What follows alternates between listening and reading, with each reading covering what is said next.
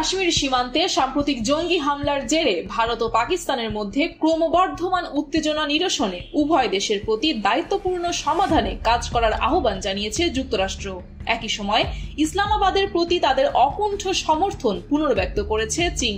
স্থানীয় সময় রোববার মার্কিন পররাষ্ট্র দপ্তরের বিবৃতিতে উত্তেজনা নিরসনের আহ্বান জানানো হয়। সন্ত্রাসী হামলার পর ভারতের প্রতি সমর্থন জানালেও পাকিস্তানের সমালোচনা করেনি যুক্তরাষ্ট্র।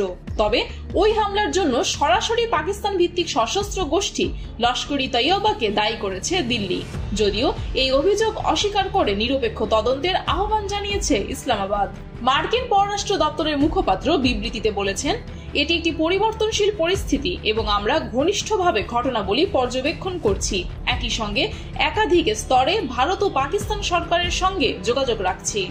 মুখপাত্র আরও যোগ করেন, যুক্তরাষ্ট্র সকল পক্ষকে একটি দায়িত্বপূর্ণ সমাধানে পৌঁছানোর জন্য একসঙ্গে কাজ করার আহ্বান জানাচ্ছে। এদিকে পেহেলগাম হামলার পর ভারতের মিথ্যা অভিযোগ ও উস্কানিমূলক পদক্ষেপ তুলে ধরে আন্তর্জাতিক সমর্থন আদায়ে বিদেশি মিত্রদের সঙ্গে যোগাযোগ অব্যাহত রেখেছে পাকিস্তান। এই কূটনৈতিক প্রচেষ্টার অংশ হিসেবে দেশটির প্রধানমন্ত্রী শেহবাজ শরীফ ও উপপ্রধানমন্ত্রী ইসহাক দায়ের চীন, যুক্তরাজ্য ও ইরানের নেতাদের সঙ্গে পৃথক ফোনালাপ করেছেন। এ সময় তারা নয়াদিল্লির ভিত্তিহীন প্রচারণা ও একতরফা পদক্ষেপের বিষয়ে বিশ্ব নেতাদের দৃষ্টি আকর্ষণ করেছেন। একই সঙ্গে আঞ্চলিক শান্তি ও স্থিতিশীলতা বজায় রাখার পাশাপাশি পাকিস্তানের জাতীয় স্বার্থ রক্ষায় ইসলামাবাদের দৃঢ় অবস্থানের কথা ব্যক্ত করেন। সিনহুয়া বার্তা সংস্থার মতে, চীনের পররাষ্ট্রমন্ত্রী ওয়াং ই ফোনালাপে বলেছেন, বেইজিং পাকিস্তান ও ভারতের মধ্যকার ক্রমবর্ধমান পরিস্থিতি নিবিড়ভাবে পর্যবেক্ষণ করছে। চীনের পররাষ্ট্রমন্ত্রী পাকিস্তানের দৃঢ় সন্ত্রাস বিরোধী প্রচেষ্টার প্রতি